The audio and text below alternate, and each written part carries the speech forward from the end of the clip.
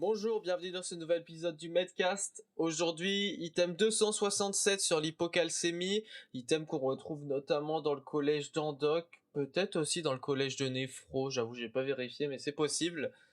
En tout cas aujourd'hui, c'est un épisode avec beaucoup d'histoires.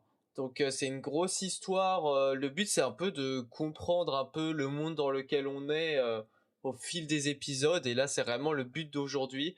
Donc comme on dit, c'est un épisode avec beaucoup de lore. Il y a quand même quelques transpositions médicales à faire que on détaillera après parce qu'au final l'hypocalcémie c'est pas non plus un item énorme. C'est une pathologie au final, il faut connaître les symptômes, avoir une notion rapidement des traitements et des étiologies, mais c'est pas non plus un item énorme. Du coup, ça tombe bien, ça me permet vraiment de faire beaucoup de lore, beaucoup d'histoires pour comprendre le monde dans lequel on va évoluer et continuer d'évoluer dans les prochains épisodes. Donc, maintenant que ceci c'est dit, on peut commencer. Du coup, pour rappel, la dernière fois, on s'était arrêté avec les voyageurs qui allaient expliquer un peu leur histoire, d'où ils viennent à Bédissi. Julie prend la parole. Nous sommes tous les quatre originaires du royaume d'Uri, royaume des vents. Tout a commencé lorsque, pour la fête nationale, nous nous sommes rendus avec ma famille dans la capitale, Aikige, la capitale de la brise.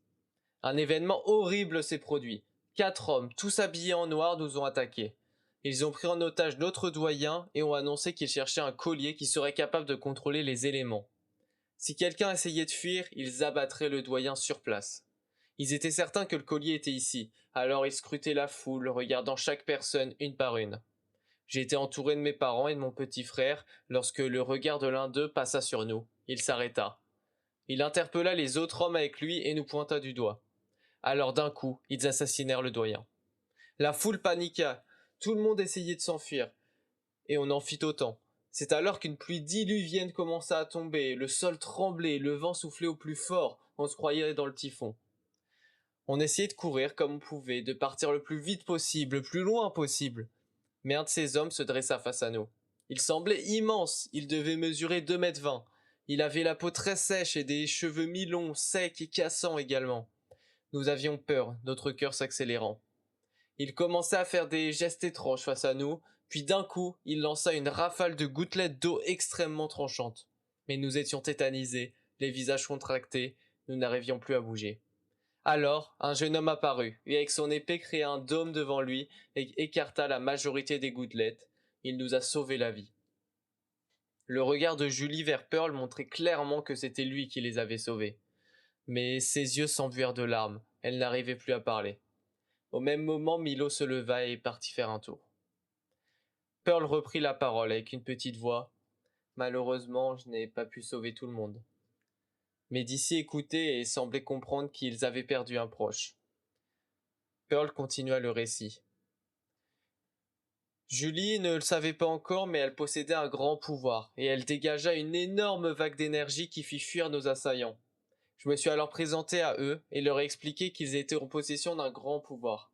Ce collier que Julie portait autour du cou, qui était à la base juste un cadeau de sa grand-mère, était en réalité une relique ancienne. Une relique qui permettait de contrôler les 5 éléments primordiaux. Et ces hommes voulaient se l'approprier pour des motifs sombres. C'était une organisation qui avait été créée dans le but de récupérer cette relique et de s'en servir pour séparer les 4 royaumes. Mais celle-ci avait disparu depuis plusieurs décennies, personne ne l'avait vue. Mais depuis peu son énergie avait refait surface, et ils avaient pu estimer qu'elle était présente à ce rassemblement pour la fête nationale de Aikige, d'où cette attaque. Mais d'ici, toujours impassible, écoutait attentivement cette histoire. Julie, qui s'était remise de ses émotions, reprend. Nous sommes allés voir ma grand-mère pour lui demander des explications.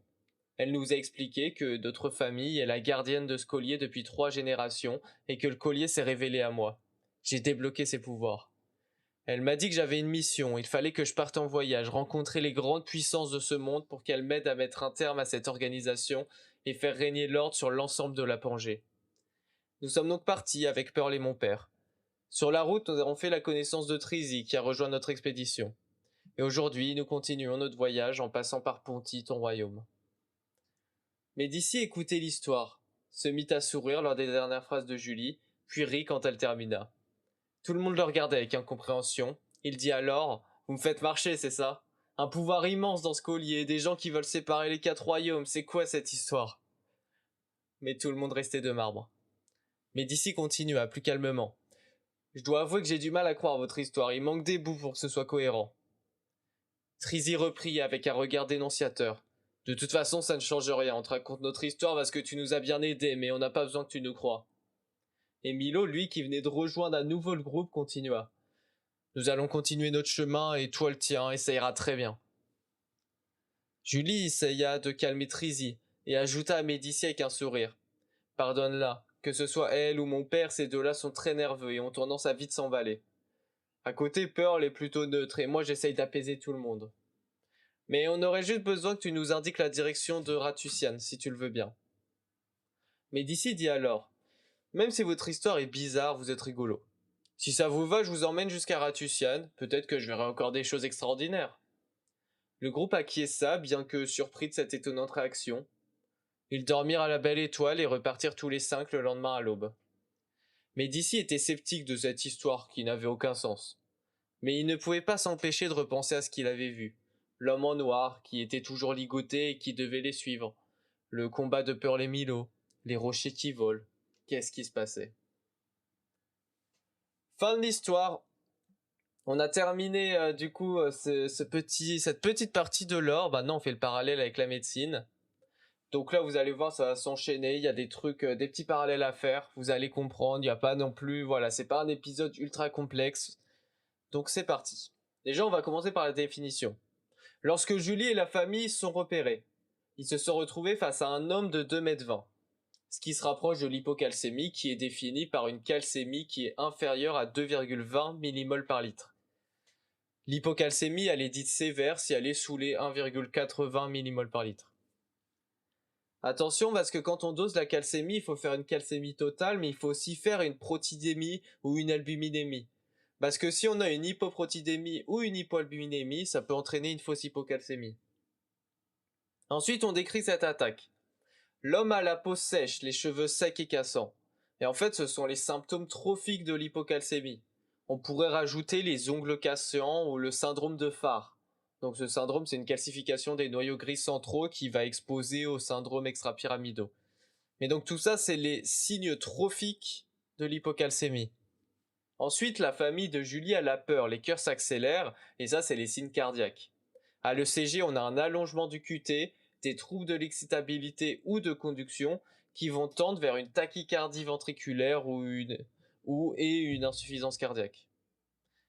Et enfin, ils sont tétanisés, et ça, c'est les signes d'excitabilité neuromusculaire. Donc, on va retrouver les crises tétaniques et des signes de tétanie latente. Dans les crises tétaniques, on a des paresthésies, des contractures des extrémités, la bouche qu'on dit en museau de carpe, une hyperextension des jambes et des pieds. Donc ça s'appelle un opistotonos. Dans les signes de tétanie latente, on a aussi le signe de Kshofstek. Désolé si je prononce mal.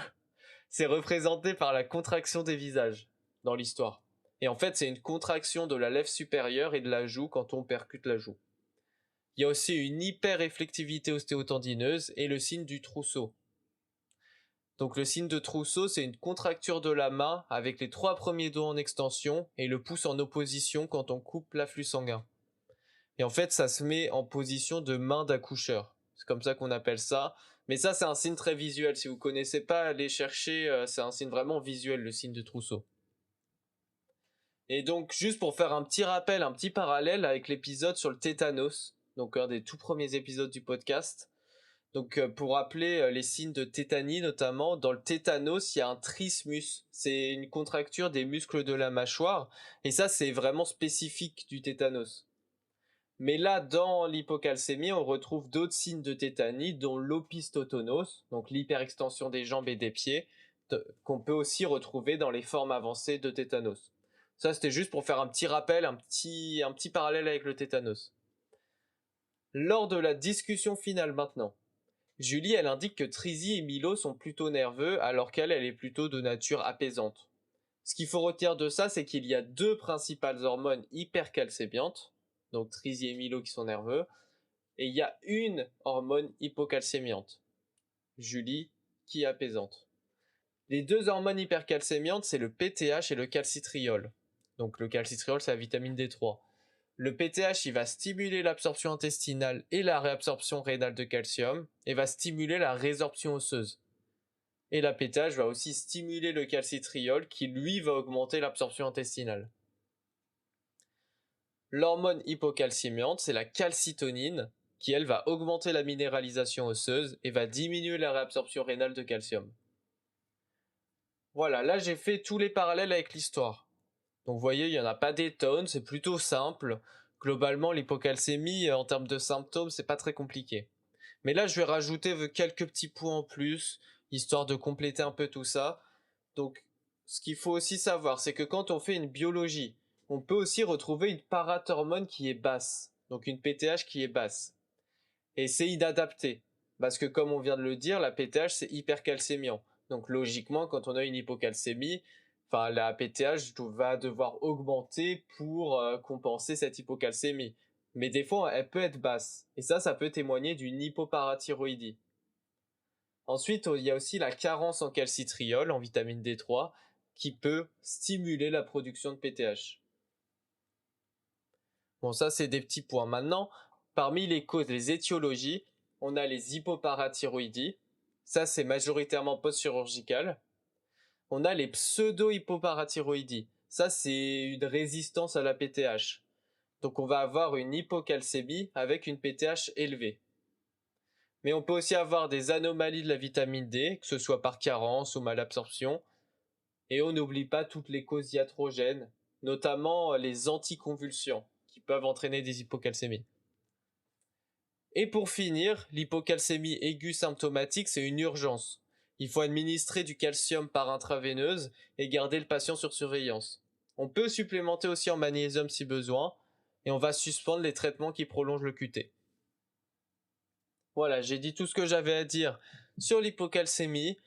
Vous voyez, c'est pas compliqué, enfin je l'ai déjà répété plusieurs fois, mais faut juste comprendre les symptômes, à la limite retenir les chiffres 2,20 qui est le signe, la limite de l'hypocalcémie, 1,80 quand c'est sévère, après signe trophique, signe cardiaque, signe de tétanie, donc au final des signes excitabilité neuromusculaire, c'est le principal. Merci à tous d'avoir écouté. Je vais m'arrêter là-dessus. Je vous souhaite de bonnes révisions.